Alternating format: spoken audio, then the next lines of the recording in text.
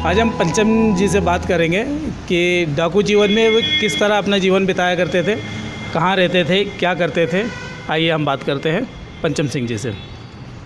आप लोग डाकुओं की जो फिल्म देखते हो, किसी डाकू के पास घोड़ा नहीं होते हैं। फिल्म में एक्टर जो होते हैं वो झूठी फिल्म बनाते हैं। मैंने जीवन में 96 वर्ष की उम्र में डाकू सत्ता भी देखी, राज सत्ता भी देखी, धर्म सत्ता को भी देखी। डाकुओं में एकता होती है, एकता की शक्ति महान शक्ति होती है। एकता चाहे तो पहाड़ को भी उठा सकती है और एकता चाहे तो आज के भ्रष्टाचार को भी मिटा सकती है। अनेकता की बीमारी होने के कारण ये भ्रष्टाचार फैला हुआ है, जो डाकुओं में नहीं था। अगर हम लोगों में अनेकता हो जाती, एक दूसरा ग्रुप दूसरे की मुखबरी ले लेता, तो हम लोग 3 दिन में मारे जाते। दूसरी तरफ जो डाकू होते हैं वो चरित्रवान भी होते हैं। हम लोगों ने कभी भी किसी माँ बहन को बुरी निगाह से भी नहीं देखा होगा। एक बार मेरा साथी एक किसान की लड़की के साथ कुछ अन्याय करके आया।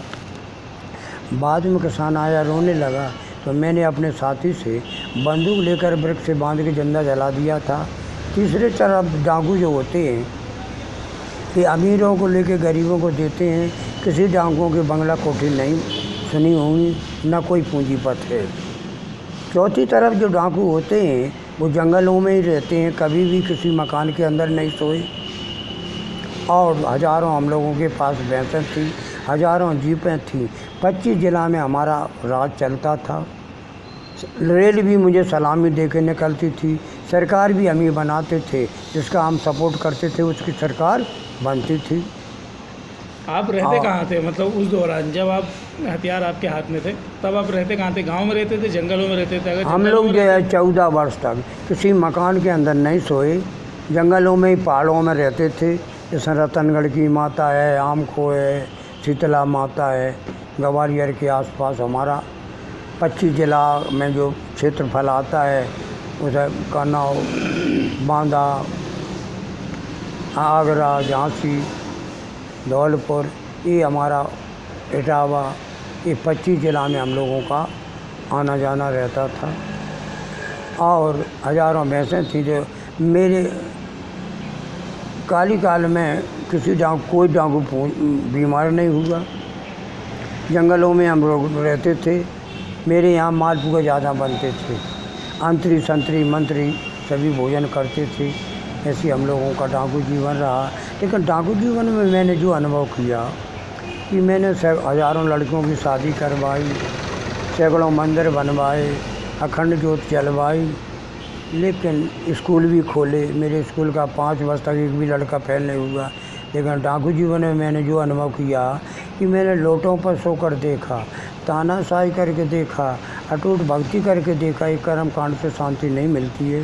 दूसरी तरफ पुलिस वालों ने मकान जला दिए थे, खेती भी बंजर पड़ी थी, परिवार के लोगों को पकड़ के ले जाती थी, उनकी पिटाई देती थी। ऐसी परिस्थिति में शांति नहीं मिलती है।